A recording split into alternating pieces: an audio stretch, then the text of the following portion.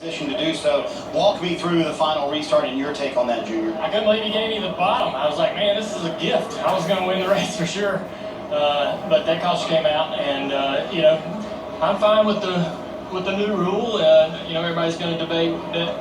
You know, we were thinking before the race that they made a good change on the green-white checker to go to 1, and I still feel that way.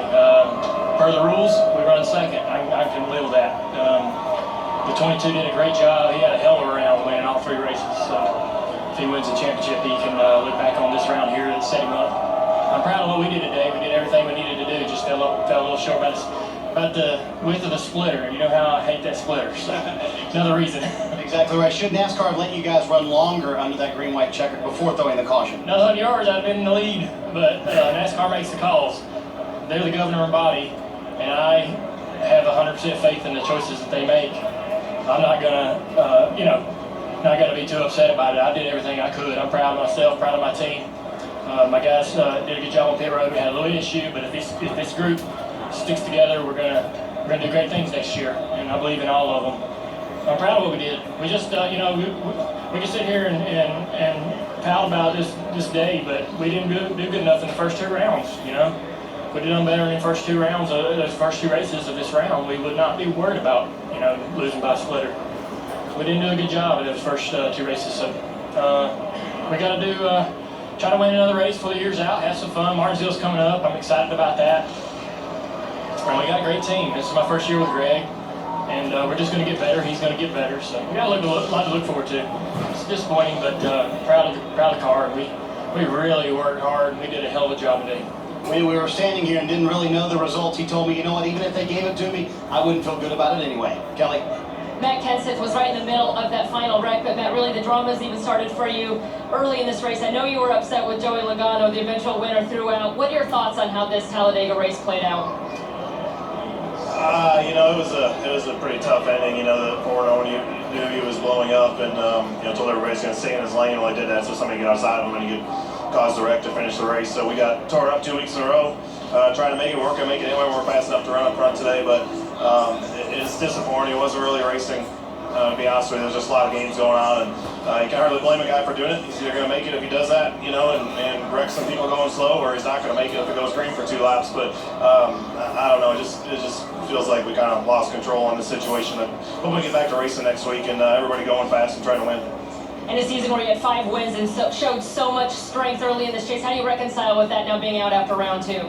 Well, we have 5 wins so far. I feel like we got a great race team. These 12 guys, Dollar General, we got great partners. I'm looking forward to going to Martinsville. We're going to go there, and you know, hopefully we can be up front and get us a couple more wins here before the year's over. All right, thank you, Matt. Mike? And Kelly, Denny Hamlin just walked out of the care center, and obviously a disappointed driver staring at the scoring right now, which is unofficial. First off, let's start with that last restart and the crash. What happened? The Ford could only run about 30 miles an hour, so I think he saw people coming, and he knew he was probably going to be 30th lap car on the lead lap, so caused the wreck. And you know, that's neither here nor there. We had a self-inflicted day. It took us 4 times to get our roof fixed, and unfortunate. I mean, feel like I've done everything I possibly could do to advance, but you know, just one bad race in a 3-race season obviously takes you out. So it's frustrating knowing that we very well could have won next week, but I don't know, really can't spend any positive on it right now. I want to ask you about the roof flap. It seemed like an odd situation. What happened there? I don't know. I mean, I don't know what broke or whatever, but just it peeled up. And what's frustrating is, I guess, they didn't tell us we had to come in, but we came in and tried to fix it. We didn't get it fixed. We tried to come in again and get it fixed. We didn't fix it, and went a bunch of laps down. So that's tough, but you know, we'll just move on to next year. Thanks for your time in a very difficult situation. Thank you. Denny Hamlin. Thank you, Mike. And Denny Hamlin just referenced it. Those final restarts. And the 4 of Kevin Harvick. We knew he couldn't get up to speed. Let's take a look at the 2 restarts that took place. So the last restart, Kevin Harvick is in the outside lane. He sees the guys coming from behind. He knows he can't get going. So in this case, look at the gap between the 15. He just can't get going. He moves up and gives room for everybody to go. We talked about this before the last restart. We talked about it, saying I didn't think he could afford to do that. So in the next, and then this wreck starts, and that saves him. That enabled him to keep his position. So then as we move forward, the last caution, here he is again. Again, the gap with the 15. He can't keep up. He's starting to keep up a little bit. 15 goes, he can't go. Trevor Bayne turns right, and this is the part that we heard the two drivers talk about. They believe he did that on purpose, trying to turn into the 6th car and cause the caution. Now let's take a look on board with Kevin. See Kevin looking in the mirror. That's pretty standard. You got to look in the mirror. There's the contact. When you know you have an engine trouble, you have to look in the mirror. That's what you do. You know the problem's coming from behind. And this is the part that, you know, we heard two drivers make comments saying he intentionally wrecked the 6th to cause the caution. They make contact, the wreck starts. Kevin Harvick, defending series champion. Let's hear from Jeff Gordon. He's with Dave Burns. Unofficially 3rd at this point. A good run for you today, but a lot of things you may have never seen in all your 46 starts here. You know, Talladega can surprise you at any time. I actually had a lot of fun out there. We had an awesome 3M Chevrolet, and it was so much fun battling up front. Even if we got shuffled back a little bit, I was able to drive up through there.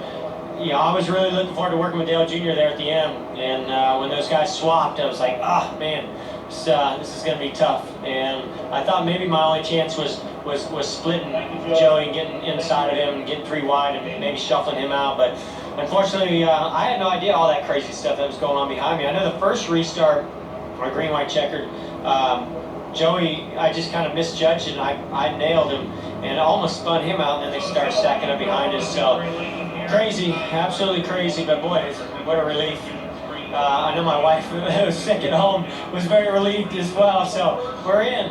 That is awesome. I was going to say, Jeff, your emotions on advancing to the next round. Oh my gosh, I just cannot believe this season's been a crazy season for us. But since the chase started, the attitude of this team, the momentum and the execution, the things that we weren't doing earlier in the year, we're doing them all right now at the right time. And I never thought in a million years that I'd be looking forward to coming to Talladega to advance through, but boy, I did today, and what a great race car, great race team, and watch out, we got something for these next 3 or 4. The drive for 5 still alive for Jeff Gordon. Marty? Kurt Busch ran the first third of this race for pretty much the entire race, but even though that, and even though you advance, is it one of these races when it's over and you're like, oh, thank goodness that's done? Oh, 10th is great. It just kind of shows everything we've done on the Haas Automation Chevy team to prepare for this and to go through what it takes to get a restrictor plate finish. And real proud of the team, all the pit stops and the pit calls, and then the way that the race shook out for us. Yeah, it seemed like we were in control and we finished solid, and now it's on to these final 4. I mean, being in the top 8 in points is a goal that every team has. We're there, and now we're going to utilize it to the best of our ability. Walk me through that final restart from your standpoint, Kurt. I was on the inside lane, and we were plus 13. That's the news that I got. And my little brother was plus 2 behind me, and my teammate, Kevin Harvick, was on the outside. And so I was like, man, we all need to keep going. We don't need anything big to happen. And going up through the gears in the mirror, there's smoke, and there's cars going every which way. And so it's crazy how it can come down to a restart right at the end. It's almost like a jump ball on a buzzer beater is the way this system works. Tony Gibson told me if you guys got through this round, he felt really good about the next round. How do you feel about round 3 shaping up for the 41 team? I feel really good with him. Great team leader, all the guys back at the shop. I've won at the final 4 tracks. It's now even ground. We're even as a points leader going in. And you've got to do the job to get the ticket to go to Homestead and then capitalize on it there. As he mentioned, 4 races left, and he's won at every one of those tracks. That bodes well for the 41 team, Rick. Thank you, Marty. The reason we haven't been giving you the results is because they're not official. From 8th on back, NASCAR is still sorting out where everyone finished. That's why we still continue to not give you the names of the drivers that are advancing into the next round, because that's not official. We heard Jeff Gordon celebrating. He, right now, unofficially is 18 points in front of the cut line. Carl Edwards, 20 points in front of the cut line. The 4 drivers unofficially that are below the cut line are Ryan Newman in the 31, Denny Hamlin in the 11, Dale Earnhardt Jr. in the 88, and the 20 of Matt Kenseth. Again, unofficially, those are the 4 drivers that are outside of the top 8. Dave? Rick, Carl Edwards said that Martin Truex could join our interview only if he's wearing his Carl Edwards t-shirt underneath. No confirmation of that. Let's start with Carl. You finished 5th today, and you're through. Your thoughts? Man, just a great effort by our guys. We had a really fast car. Darian makes such a great strategy, calls up on the box, and just a fun day. Great for Subway. And now we move on. I'm really excited about Martinsville. Got a lot of help from Denny and the guys at that racetrack, and I feel like we can go there and win. So it's fun. We're still in this, and this is our mission, to win this championship. Carl Edwards on to the championship in the next round. He's got to get through that. Martin Truex.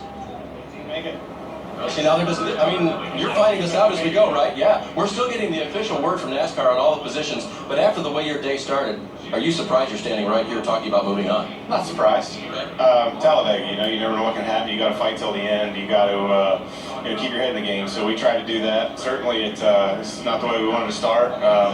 Starting the back wasn't a big deal. We planned on riding there a little while just to hope, make sure there wasn't an early, wreck that would take out a few guys. And once that cleared, we were going to race our way up through there. And come to find out, we had a bad pit stop and lost the draft first stop. So that definitely wasn't part of the plan. That made it, made it pretty frustrating most of the day. But honestly, just fought hard and did all we could, and we got a little bit of fortune. When we got the lucky dog, we were able to get in that position at the right time, finally get a caution. I was going to say, how hard was that racing back there? Because you had the 3, the 43, you were all going for the free pass. We had a lot of good cars back there with us trying to get it, and here the lanes shuffle back and forth so quick, and we were back and forth. All 3 or 4 of us were just swapping it back and forth, and finally one of those green flag pit cycles, we were able to get in front of those guys pretty far and get in one of those single file lines that was really fast, and then luckily just the caution came out. I mean, it was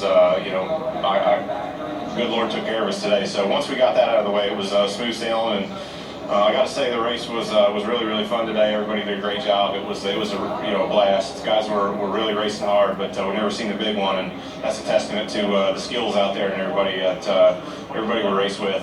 It was really a lot of fun to race here today. Congrats on moving on. Let's go to Marty Snyder. Dave, I don't think there's anyone more excited for the official results than Kyle Busch, who's standing here currently in. Are the nerves worse now, waiting for the official word, than they were on the racetrack? No, I'm just, I guess numb is the word for it. It just is what it is, So it's kind of the mentality that we came into this race day with, is just perform and race and let it all play out there on the racetrack. And of course, it's never for some excitement, that's for sure, there at the end, and especially surrounding a bunch of other guys there on the racetrack, but now surrounding us essentially. But I can't say enough about our team. We fought hard all day long, all year long, and we've had some really good cars and some really good finishes. And today I thought that we could run top 5, top 10. I felt like we were going to finish there, and then I just kept getting cycled out at the wrong time in the wrong lane, and just didn't quite work for me. So our M&M's Halloween special showed some speed though, and thanks to Amps Club and everybody. It's important for us to go out here and hopefully make it through and go on to the next round. I've said it from the beginning, if we can make it through this round, then the next round should be pretty simple for us and on to Homestead, so we'll see how it goes. As we said, unofficially in as of right now, were you aware of how crazy it was? Because literally one lap you'd be in, the next lap out, some laps you were tied. Were you aware of all that? No, I never was. I didn't care. I just knew that running hard and having a good finish was going to be the best thing for us, and the points were going to take care of themselves. So, for us there, I think when that late caution came out, when McMurray blew up, I pretty much just kind of looked around and I saw a bunch of yellow spoilers in front of me, and I said on the radio, we're pretty much out, right? Yep, you're out. So I knew that the last couple of restarts I was going to have to make some hay and get something going on. And weird things conspired, and I didn't really have a chance to get anything going on, but I picked off some spots. So, more power to us, just staying out of trouble. Still wait, but unofficially right now, Kyle Busch in to round 3, Rick. We want to take another look at the final 2 restarts from a different perspective. This is from the flag stand as we look to the field coming to the flag stand. And so on the first restart, see Joey Logano had a problem. NASCAR threw the green flag, and then they end up throwing the caution before the cars. There you can see the caution before the cars are to the start-finish line. So NASCAR made the determination that really wasn't an attempt at the green-white checker. As we move into the second one, you can see everybody take off. Again, see Trevor Bayne on the outside.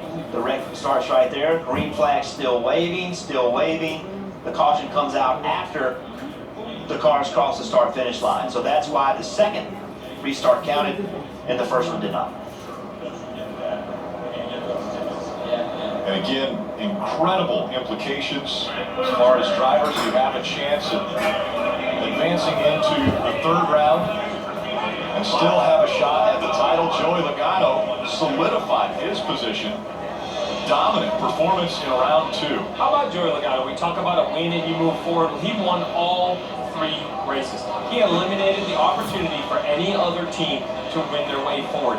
That has got to move him as the favorite to round 3. But what I thought was interesting, I heard a whole bunch of drivers say round 3 is going to be way easier. Well, only 4 are going to make the homestead. They're going to have to decide which one of those drivers is round 3 truly going to be easy for, because right now, I look at some difficult racetracks with Martinsville, Phoenix, and Texas still on the list. And I'm pretty sure only one won in this segment. So how all of a sudden everybody's going to start winning races, it'll be interesting to see. Next week starts round 3. It takes place at a short track, Martinsville Speedway. That begins the 3-race segment of round 3, and will determine who the 4 will end up being. Then we'll move on to Homestead. The question still is out there: who will the 8 drivers be that do advance into that third round and still have a chance at the championship? Coming up now to straighten, or at least try to straighten this out, we go to Krista, Kyle, and DJ.